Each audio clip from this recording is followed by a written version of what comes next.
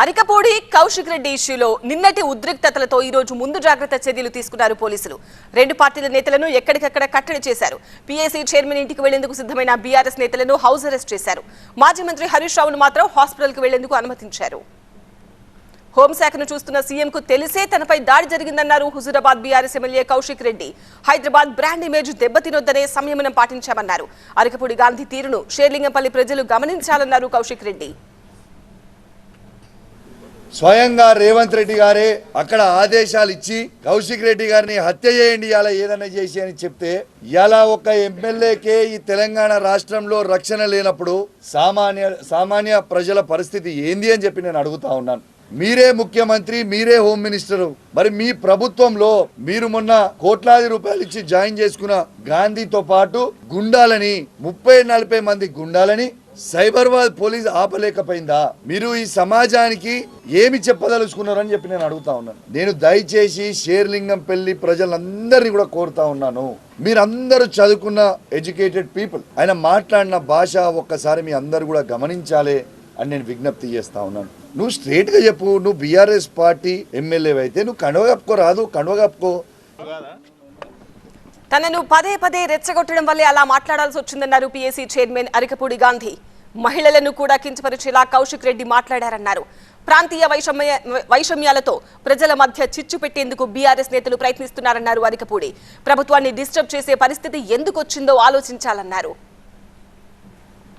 ఈ ప్రెస్ మీట్లు, ఈ గొడవలు, పోలీస్ యంత్రాంగం డిస్టర్బెన్స్, ప్రభుత్వాన్ని డిస్టర్బెన్స్ చేసే పరిస్థితి ఎందుకు వచ్చింది అనేది ఆలోచించాల్సిన అవసరం ఉన్నది. ఒక పార్టీ ఉండగా, పార్టీలో సీనియర్లు ఉండగా, పార్టీ అధ్యక్షులు ఉండగా ఒక జూనియర్ నీ ఇంటికి వస్తా, కండవ వేసి తీసుకెళ్తా అంటే నువ్వు రౌడీవా? నాతో మాట్లాడేవాళ్ళు లేరా? నీకన్నా ముందు పరిచయాలు ఉన్నాయి కదా. ప్రాంతీయ విభేదాలు తీసుకొచ్చావు. తర్వాత నేను మాట్లాడిన భాష తప్పే, కానీ నువ్వు మాట్లాడినటువంటి 4-5 సార్లు రెచ్చగొట్టి మాట్లాడినటువంటి భాషకి ప్రతికూలంగా నోరు తెరిచి మాట్లాడా. రాష్ట్రంలో శాంతి భద్రతలు పూర్తిగా అదుపు తప్పాయన్నారు మాజీ మంత్రి హరీష్ రావు. రాష్ట్రంలో అసలు లా అండ్ ఆర్డర్ ఉందా అని ప్రశ్నించారు. బీఆర్ఎస్ నేతలపై వరుస దాడులు జరుగుతున్నా ఇంతవరకు ఒక్క అరెస్ట్ కూడా లేదన్నారు. ఉద్యమ కాలంలోనూ ఇంతటి నిర్బంధం లేదన్నారు హరీష్ రావు. కౌశిక్ రెడ్డి గారింటి మీద రాళ్ల దాడి చేసినటువంటి వాళ్ళకేమో రాచ మర్యాదలు, పోలీస్ స్టేషన్లో వాళ్ళకి మంచిగా బిర్యానీలు తినిపించి, సమోసాలు తినిపించి, ఛాయలు దాయిపించి, ఎస్కాట్ ఇచ్చి గాంధీ గారిని ఇంటి దగ్గర దించి వస్తుంది. ఫిర్యాదు చేయడానికి వచ్చిన మమ్మల్ని ఏమో అరెస్ట్ చేసి 2 గంటలు హైదరాబాద్ అంతా తిప్పి అర్ధరాత్రి జంగల్లో మహబూబ్ నగర్లో ఇడిచిపెట్టింది మమ్మల్ని. అంటే అసలు లా అండ్ ఆర్డర్ పోలీసులు వ్యవహరించే తీరు ఇదేనా అని నేను అడుగుతా ఉన్నా. అసలు రాష్ట్రంలో లా అండ్ ఆర్డర్ ఉందా అని అడుగుతా ఉన్నా. ఏ ఒక్క విషయంలోనైనా పోలీసు యాక్ట్ చేసిందా?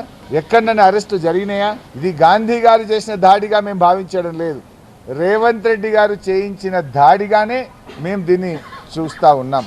ఇలా బాధ కలిగేది ఏంటంటే తెలంగాణ ఉద్యమంలో కూడా మా మీద ఈ రకమైన నిర్బంధాలు, ఈ రకమైన అణిచివేతలను 14 ఏళ్ల తెలంగాణ ఉద్యమంలో కూడా మేము చూడలేదు. కానీ రేవంత్ రెడ్డి పాలన ఎమర్జెన్సీని తలపించే విధంగా ఉంది.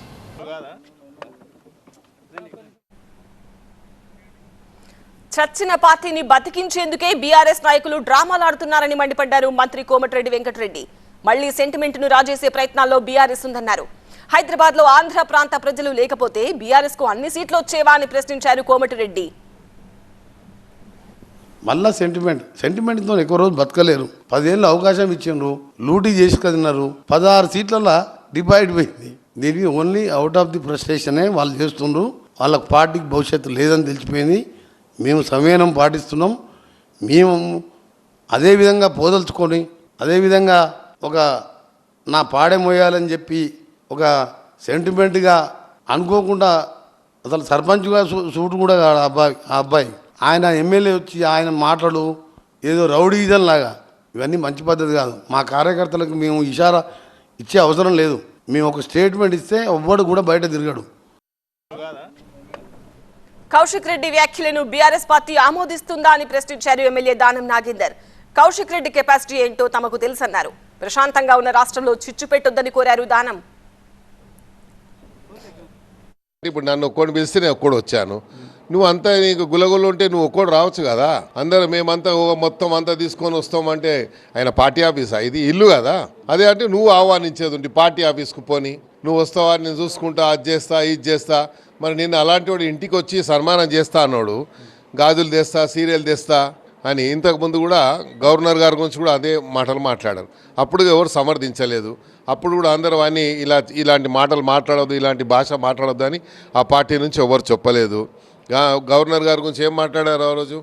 మరి గవర్నర్ గారు అప్పుడు సీరియస్గా తీసుకోలేదు ఆ ఇష్యూని. ఇప్పుడు కూడా మళ్ళీ అంటున్నారు. ఆడవాళ్ళు అందుకే చెప్పులు చూపించారు, కానీ కొంతమంది ఉన్నారు బట్టలు కూడా చింపుతారు. ఇవన్నీ ఎందుకు అవసరమా చెప్పండి? అవసరం లేని మాటలు ఎందుకు మాట్లాడాలి? ఎప్పుడే కానీ రాజకీయంగా ఉన్నప్పుడు నువ్వు అన్నప్పుడు నిజంగా ఈయన చెప్పాడు, గాంధీ గారు ఏం చెప్పి పిఎస్సి చైర్మన్ ఇచ్చారు కాబట్టి నాకు ఆ పార్టీ గుర్తు మీదనే ఇచ్చారని చెప్పాడు.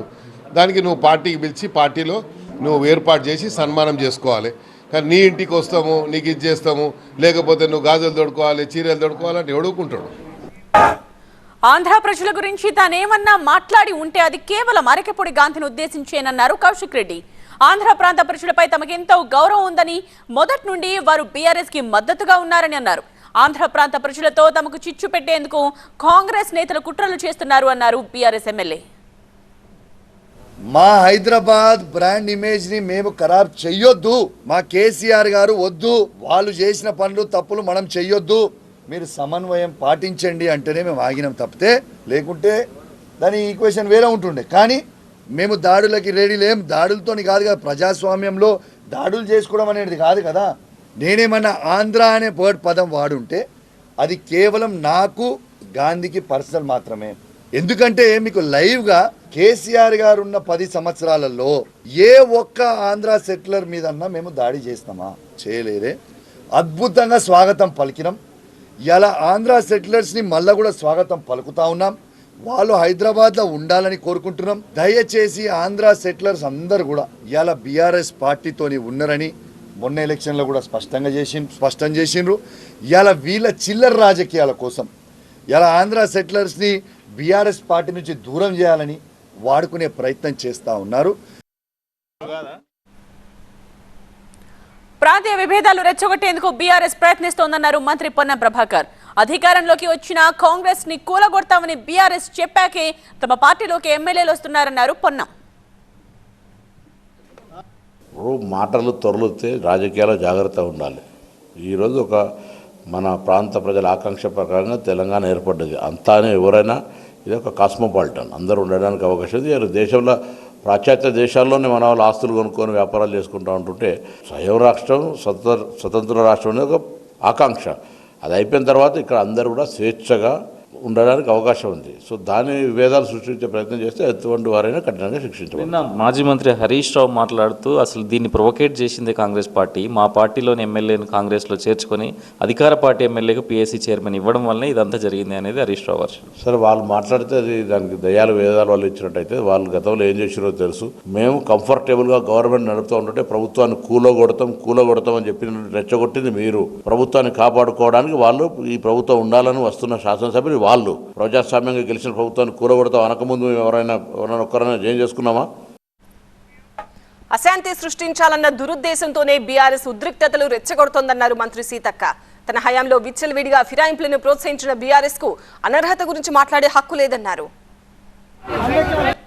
హైదరాబాద్లో గొడవలు సృష్టించాలి అనేటువంటి ఉద్దేశంతో ఒక హరీష్ రావు గారు ఒక మంత్రిగా పనిచేసినటువంటి వ్యక్తి పోలీసులను నీ సంగజుత్తం 4 రోజులని 4 ఏళ్ళని సంగజుత్తం ఆయన ఏమన్నాడు, అదుపులో ఉండండి అని అన్నాడు. మేము ఆ వీడియోలు చూసాం. ఆయన బెదిరిస్తున్నారు. అంతకుముందు కూడా తెలంగాణ సెంటిమెంట్ పేరు పెట్టుకొని ఇవాళ మీరు రెచ్చగొట్టిరు. పిల్లలు మీకు అగ్గిపెట్ట దొరకలేదు, మీరు చనిపోలేదు, కానీ మిగతా పిల్లలందరూ చనిపోయారు. కానీ ఎవరికి ఏమి ఇచ్చిర్రు? మీరు పదవులలోకి వచ్చిర్రు. ఇవాళ అనర్హత గురించి, ఎమ్మెల్యేల అనర్హత గురించి మాట్లాడే అర్హత బీఆర్ఎస్ పార్టీకి ఉందా నేను అడుగుతున్నా. అసలు వాళ్ళు తెలంగాణ అనే పేరు నుంచే పేరు బంధం తెంచుకున్నారు. ఇవాళ మళ్ళీ ఈయన అరెస్ట్ కాగానే వాళ్ళ అంతర్గత పార్టీ విషయాలవి తెలంగాణ వాదాన్ని ఏదో రెచ్చకూడదంటే అది మీ పార్టీ అంతర్గత విషయం. ఆయన గాంధీ చెప్తున్నాడు నేను బీఆర్ఎస్లోనే ఉన్నా అని చెప్పి. కాబట్టి టీఆర్ఎస్ పార్టీకి మమ్మల్ని విమర్శించే అర్హత లేదు. మహిళలను అవమానించిన కౌశిక్ రెడ్డికి ఖచ్చితంగా బుద్ధి చెప్పి తీరుతామన్నారు మహిళా కాంగ్రెస్ నేతలు. మహిళలను కించపరచడమే కాకుండా ప్రాంతీయ విద్వేషాలు రెచ్చగొడుతున్న కౌశిక్ ను బీఆర్ఎస్ నుంచి సస్పెండ్ చేయాలని డిమాండ్ చేశారు. కౌశిక్ రెడ్డి శాసనసభ్యత్వాన్ని రద్దు చేయాలంటూ స్పీకర్ కు ఫిర్యాదు చేశారు మహిళా కాంగ్రెస్ నేతలు.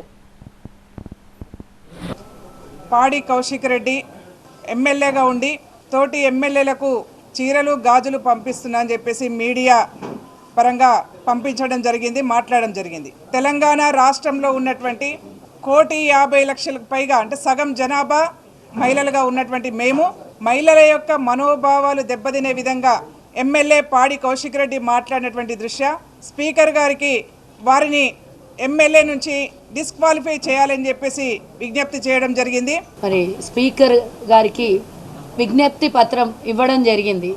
మనం చూస్తున్నాం గత 4 రోజులుగా బీఆర్ఎస్ నాయకులు తుఫాన్లు వచ్చి వరదలు వచ్చి జిల్లాలు కొట్టుకొని పోతున్నా కేసీఆర్ బయటికి రాలేదు. ఈరోజు పాడి కౌశిక్ రెడ్డి మరి వారి పార్టీ ప్రమేయం లేకుండా నాయకుల ప్రమేయం లేకుండా ప్రగతి భవన్లో వచ్చి ప్రెస్ మీట్ పెట్టలేడు. ప్రెస్ మీట్ పెట్టాడు కాబట్టి డెఫినెట్గా ఇది ఆ పార్టీ ఆఫీస్ నుంచే ప్రెస్ మీట్ పెట్టాడు కాబట్టి ఆ పార్టీ తీసుకున్నటువంటి నిర్ణయంగానే మేము భావిస్తున్నాం.